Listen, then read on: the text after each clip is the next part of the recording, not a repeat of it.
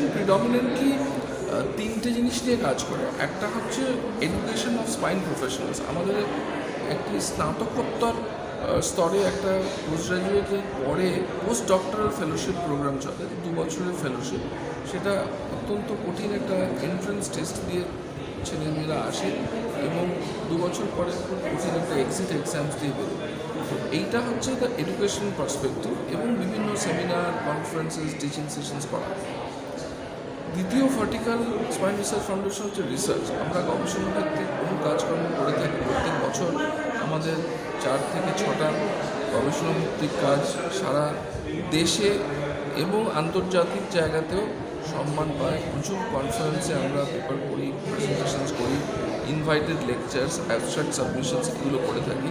তো এই পুরো রিসার্চের খরচ সবটাই কিন্তু যোগান দেয় স্পাইন রিসার্চ ফাউন্ডেশন। তো এডুকেশনের পরে রিসার্চ, তারপরে হচ্ছে আমরা স্পাইন রিসার্চ ফাউন্ডেশনের মাধ্যম থেকে সামাজিকভাবে দায়বদ্ধ যে অর্থনৈতিকভাবে দুর্বল যে শ্রেণীর মানুষ যাদের শিরদাঁড়ার অপারেশন লাগবে, অত্যন্ত কঠিন গুরুতর অপারেশন, খরচ সাপেক্ষ অপারেশন লাগবে, তাদের পাশে গিয়ে আমরা দাঁড়াই। এবং শুধু যে আমরা যারা অপারেশন করছি বা চিকিৎসা করছি তারা তো কোনো পুরোটাই বিনা পারিশ্রমিক, বিনামূল্যে এই সার্ভিস দিই আমরা। এর সাথে আমাদের সাথে যে medical team, physiotherapist, neural monitoring technician, anaesthetist পুরোটাই ফ্রিতে হয়। এর সঙ্গে যে হাসপাতালের বিল হয়, যে ফার্মেসি বিল হয় বা যে রড স্ক্রু দিয়ে শিরদাঁড়ার ভেতরে দেওয়া হয়, বসিয়ে দেওয়া হয়, সেগুলোর খরচও স্পাইন রিসার্চ ফাউন্ডেশনের মাধ্যমে বহন করা হয়।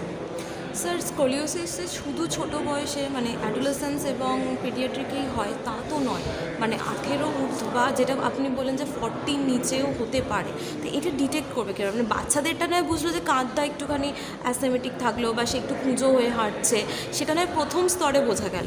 কিন্তু ধরুন আমার বয়সী 30-এ গিয়ে বা 40-এ গিয়ে যদি কেউ এটা খুঁজে পায় যে তার এই সমস্যা রয়েছে, সেটা তারা বুঝবে কী করে? রাইট। তো অ্যাডাল্ট স্কোলিওসিস কিন্তু বাচ্চাদের স্কোলিওসিস থেকে একদম আলাদা। অ্যাডাল্ট স্কোলিওসিস আমরা এএসডি, অ্যাডাল্ট স্পাইনাল ডিফর্মিটি বলি।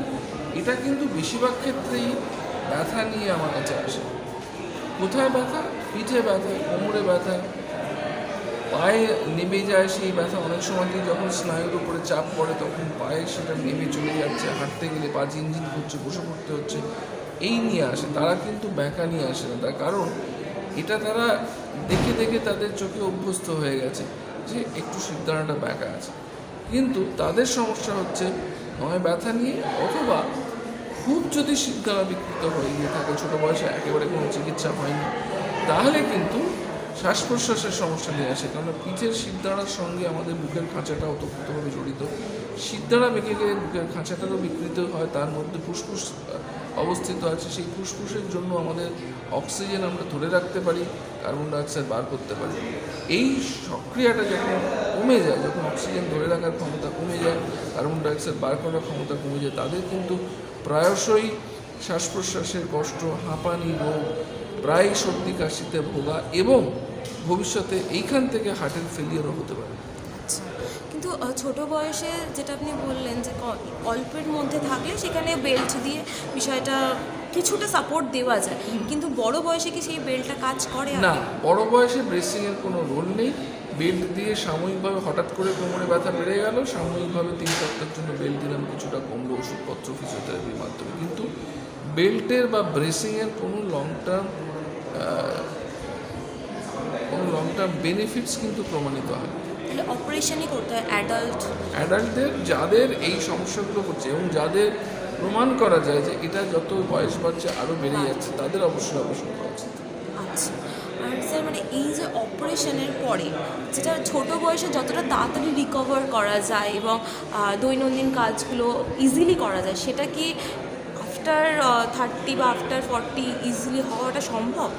একটু সময় লাগে। বাচ্চাদের যেমন যেহেতু সার্জারিটা আগে করে দেওয়া হয় এবং বাচ্চাদের অপারেশন সহ্য করার ক্ষমতাটা বা অনেক হেলদি তারা বেসিক্যালি, এটাই যদি আপনি একটা 60 বছর 70 বছর লোকের করেন, তাদের কিন্তু আনুষঙ্গিক যে মানে শরীরের যে অন্য সমস্যা, ধরুন একটা 70 বছরের লোক, তার অলরেডি হয়তো একটা ছোটো স্ট্রোক হয়ে গেছে, বা তার 20 বছর ধরে ডায়াবেটিস আছে, থাইরয়েডের ওষুধ খায়, সে সারাদিনে 4-5টা ওষুধ খায়, এর হেলথ এবং একটা 13 বছরের মেয়ে যার কোনো সমস্যা নেই, সে ছুটে বেড়াচ্ছে, তার হেলথটা দুটো আলাদা।